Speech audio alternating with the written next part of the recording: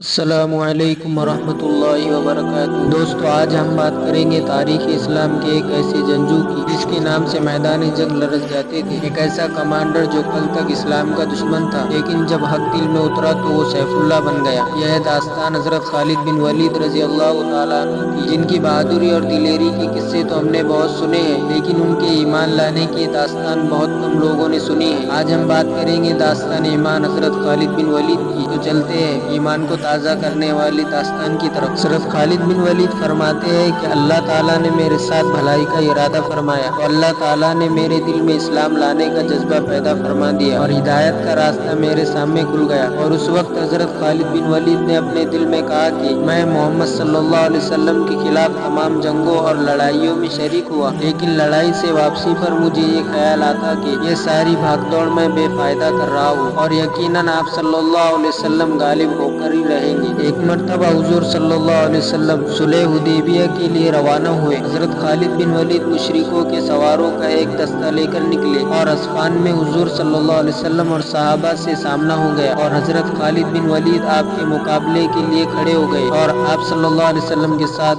چھیڑچانی کا ارادہ کیا۔ اس وقت جب آپ صلی اللہ علیہ وسلم اپنے صحابہ کے ساتھ ظہر کی نماز ادا کر رہے تھے، آپ نے سوچا کہ کیوں نہ نماز کے دوران ہی ان پر حملہ شروع کر دے، لیکن کسی مصلحت کی وجہ سے وہ پیچھے ہٹ گئے اور آپ صلی اللہ علیہ وسلم پر حملہ نہ کیا۔ آپ صلی اللہ علیہ وسلم کو پہلے سے ہی ان کے ارادے کا پتہ چل گیا تھا، یعنی اللہ تعالیٰ نے آپ صلی اللہ علیہ وسلم کو پہلے ہی بتا دیا تھا، اسی لیے آپ نے صحابہ کرام کو عصر کی نماز صلاۃ الخوف پڑھنے کا حکم دیا۔ صلاۃ الخوف ایک ایسی نماز ہوتی تھی جو جنگ کے وقت پڑھی جاتی تھی، جس میں آدھے لوگ نماز پڑھا کرتے تھے اور آدھے پہرا دیتے تھے، پھر وہ آدھے لوگ نماز پڑھتے تھے پھر یہ پہرا دیتے تھے۔ خیر، اس بات کا اثر حضرت خالد بن ولید کے دل پر بہت پڑا اور انہوں نے سوچا کہ حضور صلی اللہ علیہ وسلم کی حفاظت کا مستقل یعنی غیبی انتظام ہے۔ جب آپ صلی اللہ علیہ وسلم نے حدیبیہ میں قریش سے صلح کر لی تو حضرت خالد بن ولید نے اپنے دل میں کہا کہ اب کون سی چیز باقی ہے، اب میں کہاں جاؤں نجاشی کے پاس؟ نجاشی نے تو آپ صلی اللہ علیہ وسلم کی اتباع کر لی ہے اور آپ کے صحابہ ان کے پاس امن سے رہ رہے ہیں، اگر میں ہرقل کے پاس جاؤں تو مجھے اپنا دین چھوڑ کر یہودیت یا نصرانیت اختیار کرنا پڑے گا۔ میں اسی سوچ میں تھا کہ اچانک حضور صلی اللہ علیہ وسلم عمرے کے لیے مکہ میں تشریف لے آئے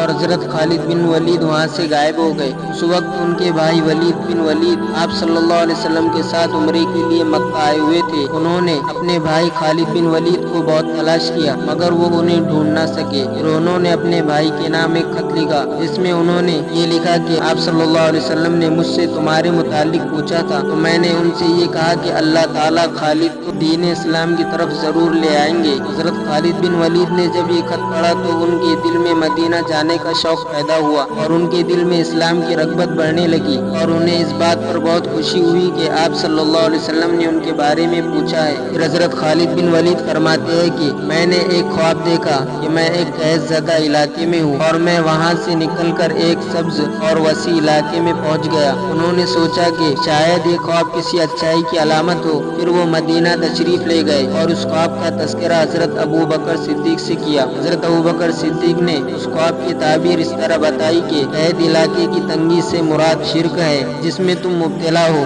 اور اس علاقے سے نکلنے سے مراد اللہ تعالیٰ کی طرف سے اسلام کی ہدایت کا مل جانا ہے۔ حضرت خالد بن ولید نے جب یہ ارادہ کر لیا کہ آپ صلی اللہ علیہ وسلم کی خدمت میں حاضر ہوں گا، اس وقت انہیں یہ بے چینی تھی کہ کس کے ساتھ آپ صلی اللہ علیہ وسلم کی خدمت میں حاضر ہو۔ تو صفوان بن امیہ کے پاس گئے اور ان سے کہا کیا تم دیکھتے نہیں ہو ہم کس حالات میں ہیں؟ ہماری تعداد دن بدن کم ہو رہی ہے اور محمد صلی اللہ علیہ وسلم عرب و عجم پر غالب آتے جا رہے ہیں۔ میرا خیال ہے کہ ہمیں بھی محمد صلی اللہ علیہ وسلم کی خدمت میں حاضر ہو کر ان کی اتباع کر لینی چاہیے، لیکن صفوان نے سختی سے انکار کر دیا کیونکہ بدر کی لڑائی میں ان کے بھائی اور والد کو قتل کر دیا گیا تھا۔ پھر خالد بن ولید وہاں سے چلے گئے۔ راستے میں اکرمہ بن ابی جہلی سے ملاقات ہوئی، ان سے بھی وہاں بات کی، انہوں نے بھی انکار کر دیا۔ پھر خالد بن ولید اپنے گھر سے سواری لے کر سفر پر روانہ ہو گئے۔ راستے میں عثمان بن طلحہ سے ملاقات ہوئی جن کے آبا و اجداد بھی مسلمانوں کے ہاتھوں قتل ہوئے تھے۔ حضرت خالد بن ولید نے سوچا جب آپ صلی اللہ علیہ وسلم کے پاس جا رہا ہوں کیوں نہ ایک مرتبہ ان سے بات کر لوں، شاید یہ بھی میرے ساتھ اسلام قبول کر لے۔ جب یہ ان کے پاس گئے تو انہوں نے ان کی بات مان لی اور ان کے ساتھ آپ صلی اللہ علیہ وسلم کی خدمت میں حاضر ہونے کے لیے ایک ساتھ روانہ ہوئے۔ جب وہ ہدا کے مقام پر پہنچے تو وہاں انہیں حضرت عمر بن عاص نظر نظر آئے۔ انہوں نے خالد بن ولید سے پوچھا کہ کہاں جا رہے ہو؟ حضرت خالد بن ولید نے کہا کہ آپ صلی اللہ علیہ وسلم کی اتباع اور اسلام میں داخل ہونے کے لیے جا رہا ہوں۔ حضرت عمر بن عاص نے کہا کہ میں بھی اسی لیے جا رہا ہوں۔ پھر تینوں ایک ساتھ مدینے میں پہنچے۔ حضور صلی اللہ علیہ وسلم کو جب ان کے آنے کی خبر ملی تو آپ صلی اللہ علیہ وسلم بہت خوش ہوئے۔ حضرت خالد بن ولید نے جب